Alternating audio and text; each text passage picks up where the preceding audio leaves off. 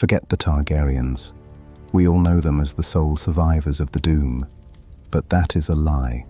There was another Dragon Lord who survived, and he didn't just hide on an island. He wore a crown, raised a 30,000-man army, and marched straight back into the ashes. His name was Orion.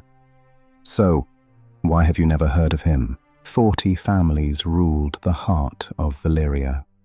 40 godlike dynasties. Orion was not among those sitting at the absolute apex of the freehold. He never wore the grandest crown. Yet his eyes always drifted further, staring into the dark woods where the maps ended. Months before the Doom, the freehold's most restless dragon lord turned his back on the suffocating politics of the capital.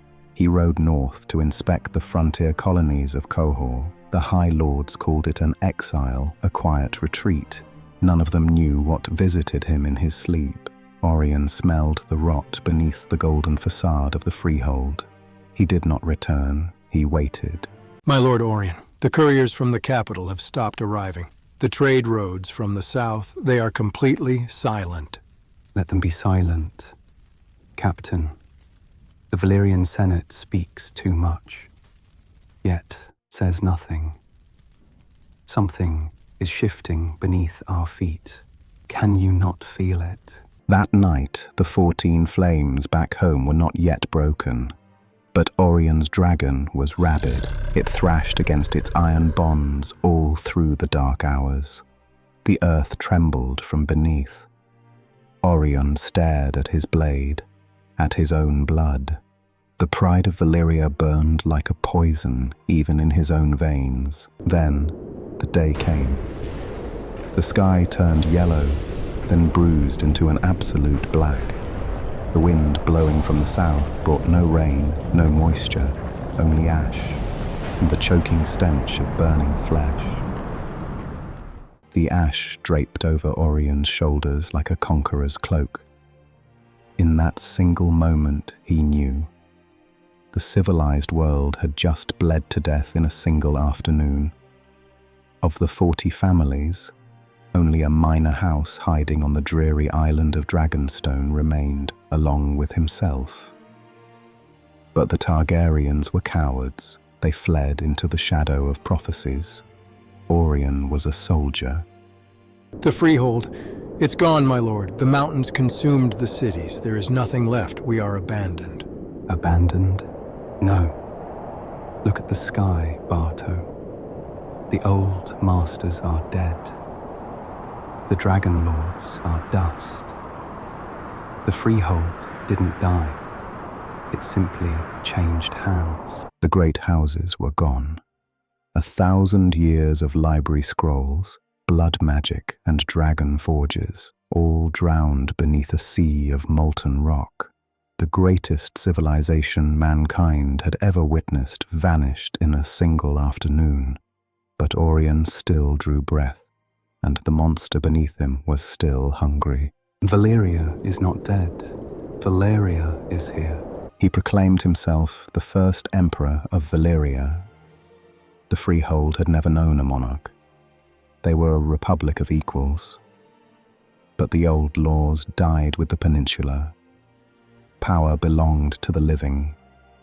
The brutal sellswords of Qohor, the fierce men of the borderlands, 30,000 men who smelled gold and blood marched under his banner, 30,000 men in iron plates. They began their march south, straight toward the smoking ruins. Orion believed he could drag a new empire out of the ashes. He would reclaim the lost steel, salvage the buried sorcery, and force the world to its knees. Ambition blinded him so utterly that he mistook the smell of sulfur for the scent of victory. The closer they drew, the more the steel blackened. Waterholes offered no relief, yielding only a thick, greasy black ooze. On the first day, 100 men vomited blood and died. On the second, the horses went mad, throwing themselves off the jagged cliffs.